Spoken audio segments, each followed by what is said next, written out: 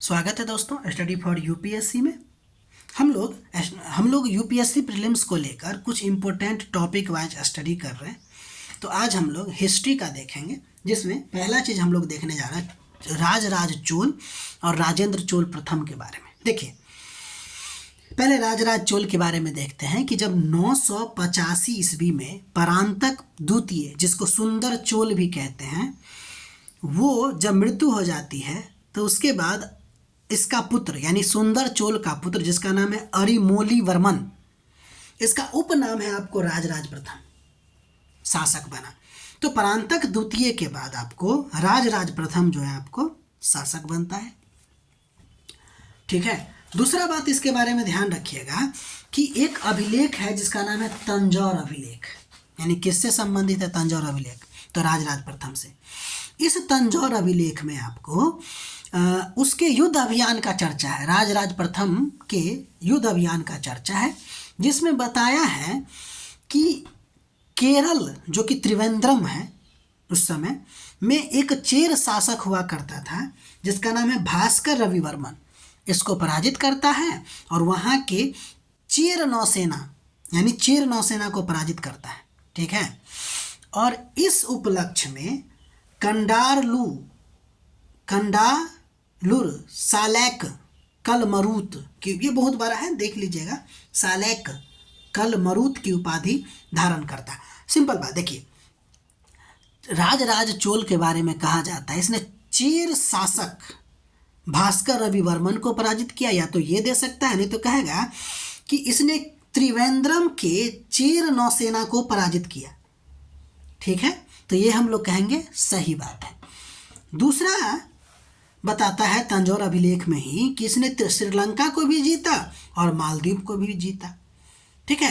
अगर हम श्रीलंका की बात करें तो राजराज प्रथम जो है वो श्रीलंका के केवल, इस बात को भूलिएगा नहीं कि राजराज प्रथम जो है आपको श्रीलंका के केवल उत्तरी भाग को कब्जा करता है, फिर भी ये बहुत बड़ी बात है, और उसकी राजधानी अनुराधापुर पर आक्रमण करके उसको नष्ट कर देता है और वहाँ एक नया प्रशासनिक केंद्र जिसका नाम है पोलोनरुबा की स्थापना करता है। इसके अलावा ये पांड्यों की राजधानी मदुरई पर भी अपना अधिकार करता है। देखिए, तो ये जो राजराज चोल प्रथम है जिसने चेर नौसेना को पराजित किया, श्रीलंका मालदीव को भारत में मिलाया या कहें तो उस पर विजय प्राप्त किया, श्रीलंका पर तो एक नया प्रशासनिक केंद्र पोलोनरुबा ही स्थापित कर दिया उत्तरी भाग को जीत के, और साथ ही साथ पांड्यों की राजधानी मदुरई पर भी आक्रमण किया। अब इसके बारे में कुछ और बात देख लेते हैं कि राजराज प्रथम किस धर्म को मानने वाले थे। तो ये शैव थे। ठीक है। इसलिए इसकी उपाधि भी मिलती है शिवपाद शेखर का।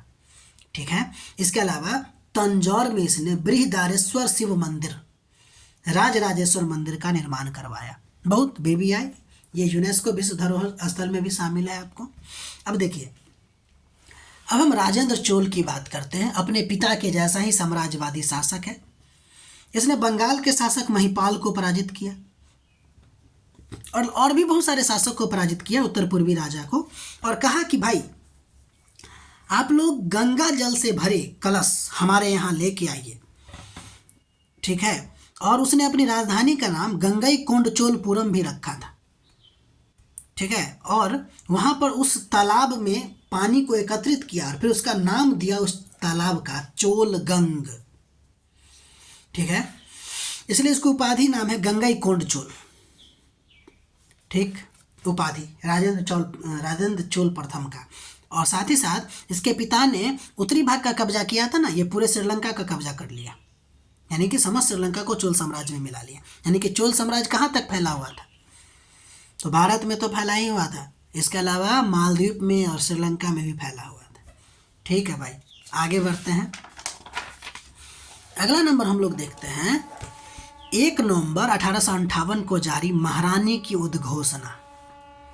ठीक, इसने उद्घोषणा किया था। उसके बाद 1857 के तुरंत बाद है ना ये।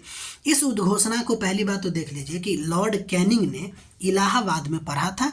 इसको तैयार करने वाला स्टैनली था। तो ये तो डिक्टो फैक्ट हो गया ना कि महारानी की उद्घोषणा को लॉर्ड कैनिंग पढ़ा इलाहाबाद में और इसको तैयार किया था आपको स्टैनली ने। ठीक, उद्घोषणा में क्या था, यह आश्वासन दिया गया कि भारतीय शासकों के साथ जो भी पुराने करार या समझौता है, 1858 में है ना, 57 के बाद बहुत बड़ा परिवर्तन आता है, ठीक है। तो कहा गया कि भाई भारतीय शासक के साथ जो भी संबंध है या करार है, समझौता है, वो सब सुरक्षित रखा जाएगा। साथ ही यह भी कहा गया कि ब्रिटिश क्राउन भारत में साम्राज्य विस्तार की नीति को क्या करेगा, साम्राज्यवादी विस्तार की नीति को त्याग देगा। हालांकि ध्यान रखने की बात है कि अब वह अप्रत्यक्ष, यानी कि ये जो प्रत्यक्ष नियंत्रण की अवधारणा थी, अब वो अप्रत्यक्ष नियंत्रण पर बल देने लगा। कौन? ब्रिटिश साम्राज्य। पहले तो सीधे कब्जा कर लिया जाता था, लेकिन अब तरीका बदला, प्रत्यक्ष नियंत्रण न करके अप्रत्यक्ष नियंत्रण पे बल दिया। इसके लिए उसने क्या किया कि भारत के वायसराय, उस समय लॉर्ड लिटन थे, के द्वारा 1876 ईस्वी में आपको राजकीय उपाधि अधिनियम जारी किया गया। ये जो अप्रत्यक्ष नियंत्रण पर बल है दिया गया, वो कैसे दिया गया वो आपको बताने की कोशिश कर रहे हैं। उसमें हुआ ये कि वायसराय लॉर्ड लिटन है, 1876 ईस्वी में उसने राजकीय उपाधि अधिनियम लाया और महारानी विक्टोरिया को भारत की साम्राज्ञी घोषित कर दिया। और घोषित करने के बाद दिल्ली दरबार का आयोजन किया गया, जिसमें भारतीय राजाओं का स्तर, दर्जा निर्धारित किया गया, उपाधियों का वितरण किया गया, ताकि ये सब जो राजा है वो इसके अंदर आ जाए और इसको अपना साम्राज्ञी मानने लगे। ठीक, इसके अलावा ये तो काम किए ही प्रत्यक्ष अप्रत्यक्ष नियंत्रण के तौर पे। इसके अलावा ये भी कहा कि भारत में ब्रिटिश सत्ता सुरक्षित रहेगी, इसके लिए ब्रिटिश क्राउन ने भारतीय शासकों और जमींदार को संरक्षण देने की नीति अपनाई कि हम आपको संरक्षण देंगे, क्योंकि भारतीय समाज जो था वो ज़्यादातर भारतीय शासकों और जमींदारों से जुड़ा हुआ था। इसलिए सोचा हम जमींदार और शासकों को ही अपने अंदर में रख लेते हैं। नवीन यातायात और संचार व्यवस्था के माध्यम से औपनिवेशिक शासकों ने ब्रिटिश भारत के साथ देसी रियासतों को भी बांध दिया। ये सब काम किया गया क्यों? ताकि किसी भी प्रकार का विरोध हमको झेलना न पड़े और हमारी सत्ता जो है अनवरत और लगातार चलता रहे। वो तो वो बात हो गई। ठीक, इसके अलावा वो जो 1858 का घोषणा था उसमें और क्या बातें थी? और बातें ये थी कि अब ब्रिटिश क्राउन जो है भारत का प्रशासन सीधे अपने हाथों में ले लेती है, और साथ ही साथ इंग्लैंड में भारत का प्रशासन देखने के लिए एक भारत सचिव का पद क्रिएट किया जाता है, 15 सदस्य, जबकि भारत का प्रशासन अब गवर्नर जनरल के हाथ में न होकर वायसराय के हाथ में, यानी कि पदनाम बदल दिया गया बस। तो इंग्लैंड में देखेंगे आपको भारत का राज सचिव और भारत में देखेगा क्या? वायसराय। साथ ही साथ इस उद्घोषणा में यह भी कहा गया कि जितने भी भारतीय हैं उसके नस्ल पंथ पर विचार किए बिना सरकारी सेवाओं में समान अवसर प्रदान करने की प्रतिबद्धता व्यक्त किया गया, यानी कि समान अवसर और समान अवसर प्रदान किया जाएगा। कुछ इस तरह की बातें आपको कहा गया। ठीक, तो ये था आपको महारानी की उद्घोषणा 1858 1 नवंबर को। ठीक है, अब हम लोग तीसरा नंबर टॉपिक देखेंगे, भारत छोड़ो आंदोलन के संदर्भ में समकालीन विषय और तथ्य। देखिए, पहले हम लोग इसमें ये देख लेते हैं कि भारत छोड़ो आंदोलन को प्रेरित करने वाला कारक क्या था। तो एक तो 1835 का जो भारत शासन अधिनियम था, उसके तहत आपको क्या हुआ कि एक तो ये आप कह दीजिएगा कि भारत शासन अधिनियम 1935 का, उसके कारण भी आपको भारत छोड़ो आंदोलन हुआ। क्यों? क्योंकि इस एक्ट में आपको प्रांतीय चुनाव का प्रावधान किया गया और कांग्रेस जो है आपको चुनाव लड़ा भी और जीता भी। ठीक, तो अगर कोई चुनाव जीता प्रांतीय सरकार तो बहुत सारा अच्छा काम किया, जैसे जैसे कृषकों की जितने भी शिकायतें थी उसको दूर किया, और साथ ही साथ युद्धबंदियों को सुलझाने का भी कोशिश किया। तो बहुत अच्छे ढंग से चलाया, तो लोगों को अब लगने लगा कि इसी तरह का सरकार हमको राष्ट्रीय स्तर पे भी चाहिए। ठीक है, लेकिन ये सब बात चल ही रहा था कि उस समय विश्व युद्ध शुरू हो चुका था और सरकार, जो ब्रिटिश सरकार थी, उसने भारत को बिना प्रांतीय सरकार के से पूछे हुए युद्ध में घोषित कर दिया, युद्ध रद्द घोषित कर दिया। फलतः कांग्रेसी सरकार ने कहा कि इसको भारत को युद्ध में शामिल करने का उद्देश्य बताइए और भारत को कम से कम आज़ाद कीजिए। नहीं माना, कांग्रेस सरकार ने इस्तीफा दे दिया। तो इस्तीफा जब दे दिया तो फिर आपको खूब विरोध होने लगा। इसके अलावा द्वितीय विश्व युद्ध का अलग अलग वर्गों पर आपको नकारात्मक प्रभाव पड़ रहा था, क्योंकि जब विश्व युद्ध होगा तो कीमत बढ़ेगी, जरूरी वस्तु का अभाव हो जाएगा, तो ये भी एक कारण था। इसके अलावा क्रिप्स प्रस्ताव आया था, उसका असफलता और जापानी आक्रमण का खतरा, ये सब भी आपको भारत छोड़ो आंदोलन का एक कारण था। ठीक, भारत छोड़ो आंदोलन का कारण आप लोग को याद आ गई। ठीक, यानी कि विश्व युद्ध के कारण बहुत ज़्यादा कीमतें बढ़ गई थी, जरूरी वस्तु नहीं मिल रहा था, क्रिप्स प्रस्ताव की असफलता, जापानी आक्रमण का खतरा और युद्ध में भारत को शामिल करने के कारण कांग्रेसी सरकार के द्वारा इस्तीफा दे देना, ये सब आपको कारण रहा। अब देखिए, इसी के दौरान हम लोग को एक चीज़ पढ़ना पड़ता है जिसको कहते हैं अगस्त प्रस्ताव। ये अगस्त प्रस्ताव जो है आपको 8 अगस्त 1940 का है। देखिए, इसमें हुआ क्या कि कांग्रेसी मंत्रिमंडल के त्याग पत्र के बाद जो है कांग्रेस का वार्षिक अधिवेशन होता है मार्च 1940 में रामगढ़ में। ठीक, युद्ध में सहयोग के बदले अंतरिम सरकार का गठन का मांग किया गया। यानी कि जो रामगढ़ अधिवेशन 1940 में हुआ तो कहा कि ठीक है, हम लोग युद्ध में सहयोग करेंगे, अंग्रेज को बोला गया कि हम लोग युद्ध में सहयोग करेंगे, लेकिन पहले आप अंतरिम सरकार के गठन की बात कीजिए। इसके उत्तर में उस समय आपको लॉर्ड लिनलिथगो थे गवर्नर, या फिर कह दो वायसराय, जिसने 8 अगस्त 1940 को अगस्त प्रस्ताव पेश किया। इस अगस्त प्रस्ताव में सोचा गया कांग्रेसियों के द्वारा कि उसमें अंतरिम सरकार की मांग होगा ही, लेकिन खारिज कर दिया गया था। तो इस अगस्त प्रस्ताव में ऐसा क्या था?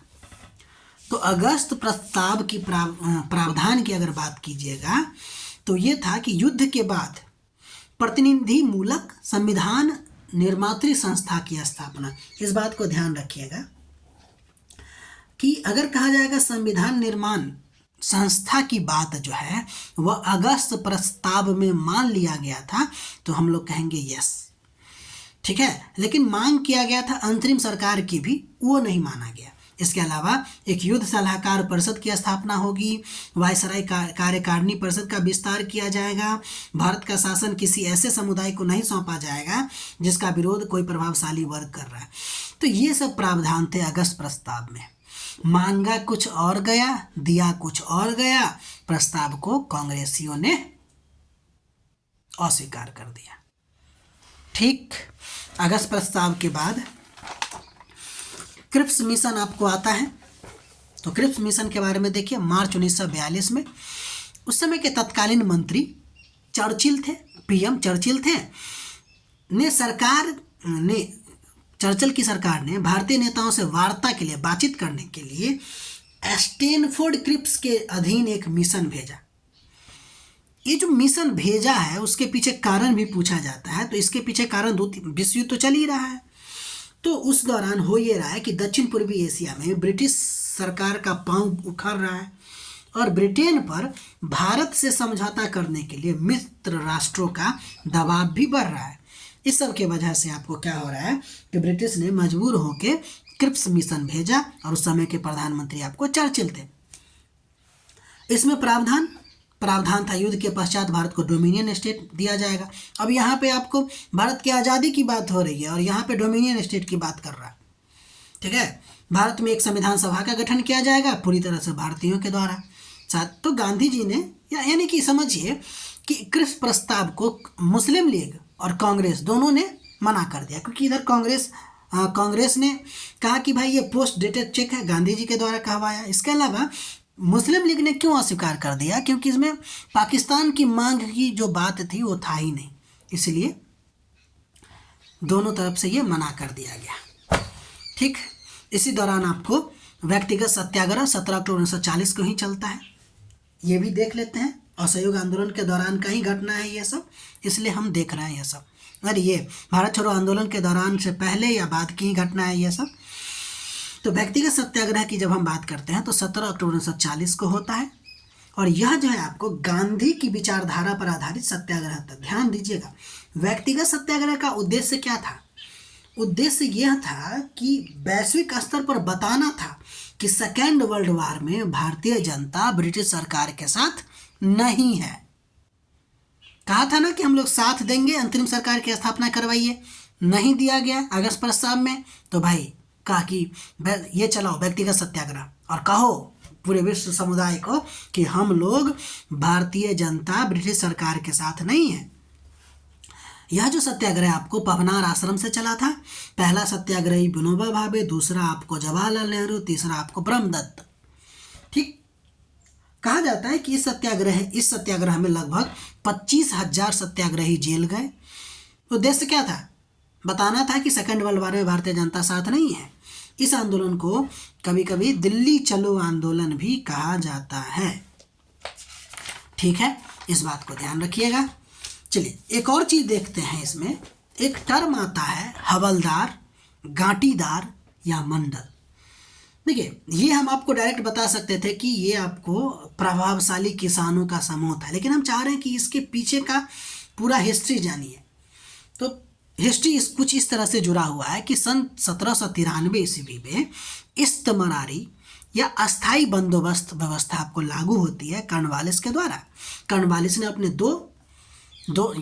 दो साथियों की मदद से, एक का नाम था जॉनसो और एक का नाम था जेम्स ग्रांट, की मदद से इस्तमरारी या अस्थाई बंदोबस्त व्यवस्था को लागू किया। तो इस व्यवस्था ने कुछ ऐसे निर्णय लिए जो भारतीय परंपरा से बिल्कुल हटके था। ये बात को भूलिएगा नहीं कि लॉर्ड कर्नवालिस ने अस्थाई बंदोबस्त में कुछ ऐसे निर्णय लिए जो भारतीय परंपरा से बिल्कुल हटके था। अब तक ऐसा हो रहा था कि जमींदार केवल राजस्व का संग्रह करता हुआ करता था, परंतु इस्तमरारी या अस्थाई बंदोबस्त व्यवस्था में इसको भूमि का स्वामी बना दिया और किसानों को अधीनस्थ रैयत के रूप में परिवर्तित कर दिया। ये बिल्कुल नया था, यानी भूमि में निजी स्वामित्व की अवधारणा ला दिया, जो पहले भारत में नहीं था। इस दो बात को ध्यान रखिएगा, भारतीय परंपरा से बिल्कुल हटके था। तो ये जो इस्तमरारी व्यवस्था है, इस व्यवस्था में हुआ ये कि ईस्ट इंडिया कंपनी ने राजस्व की राशि निर्धारित कर दिया, भूमि का स्वामी जमींदार को बना दिया और कहा कि भाई देखो, इतना निश्चित राशि है, तुमको अदा करना है, ठीक है, और अगर तुम अदा नहीं कर पाए निश्चित राशि तो तुम्हारी संपत्ति को नीलाम कर दिया जाएगा। ठीक है। अब देखिए, हो ये रहा था कि शुरुआत दौर में आप देख रहे हैं एक नया व्यवस्था है। शुरुआती दौर में जमींदार इस सब से चूक गए, मतलब कि राजस्व राशि का भुगतान करने में चूक गए। ऐसा क्यों? तो पहले जो था ना, ऐसी व्यवस्था नहीं थी, हमारे लिए ये सब नया था। जमींदार और रैयत सब जो था, यानी कि रैयत यानी किसान जो था, उसके साथ अच्छा संबंध भी था, लेकिन अब ये निश्चित कर दिया तो बहुत ज़्यादा दिक्कत का सामना करना पड़ा किसको? जमींदारों को, जिसके वजह से जमींदार जो है राजस्व राशि चुकाने से यानी कि नहीं चुका पाए या कुछ प्रॉब्लम आ गया। जैसे कुछ कारणों में तो ये है कि प्रारंभिक मांगे बहुत ज़्यादा थी, इसलिए जमींदार नहीं चुका पाए। इसके अलावा कृषि की जो उपज है उसकी कीमतें भी बहुत कम थी उस समय, ठीक है ना, जिससे ये होता था कि रैयत के लिए जमींदार को उनकी देय राशि चुकाना मुश्किल था, यानी उपज बहुत कम, यानी उपज की कीमत बहुत कम। साथ ही साथ राजस्व में ऐसा था कि राजस्व फिक्स था, फसल अच्छी हो खराब हो, ठीक समय पर आपको भुगतान करना जरूरी था। अगर आप भुगतान नहीं करते हैं तो सूर्यास्त लॉ, सनसेट लॉ के आधार पे यदि निश्चित तारीख को सूर्यास्त होने तक भुगतान नहीं करेंगे तो आपकी जमींदारी नीलामी कर दी जाएगी। तो ये जो इस्तमरारी व्यवस्था है, उस व्यवस्था ने बहुत ही ज़्यादा संकट में डाल दिया किसको? जमींदारों को।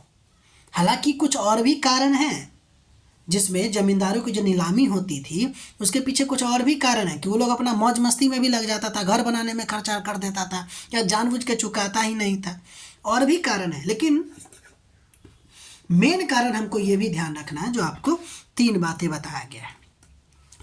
तो जमींदारी जो नीलामी होगी उससे ना जो छोटे मोटे किसान सब थे वो बहुत ज़्यादा खुश हो रहे थे। फलतः 18वीं सदी तक के अंत तक अगर देखा जाए तो अनेक जमींदारों की अनेक जमींदार संकट की स्थिति से गुजर रहे थे, उसी समय कुछ धनी किसानों के समूह गांव में अपनी स्थिति को भी मजबूत कर रहे थे। इसकी नीलामी हुई, ये खरीद लेता था। तो मतलब कि इस्तमरारी व्यवस्था ने बहुत सारे लोगों की जमींदारी छीनी, तो कुछ लोगों की स्थिति भी मजबूत की। तो वो जो धनी किसानों की समूह है उसको कहा जाता था जोतदार। क्या कहा जाता था दोस्त? जोतदार कहा जाता था। तो ये जो धनी किसानों की सब वर्ग था उसको जोतदार कहा जाता था। और ये जोतदार को ही कहीं कहीं हवलदार या गांटीदार या मंडल कहा जाता था। उम्मीद है अगर आपसे पूछा जाए हवलदार, गांटीदार, जोतदार क्या था, तो जोतदार यानी कि मंडल क्या था, तो जोतदार था। और ये जोतदार क्या है? धनी किसानों का वर्ग है। तो ये भी धनी किसान वर्ग, ये भी, और मंडल भी। उम्मीद है आप समझ गए होंगे। बाकी अगला दिन हम लोग पॉलिटी देखेंगे। तब तक के लिए आपको अगर हमारा प्रयास अच्छा लग रहा है तो लाइक कीजिए, शेयर कीजिए, सब्सक्राइब कीजिए और अपना पढ़ाई करते रहिए। मिलते हैं अगले वीडियो में।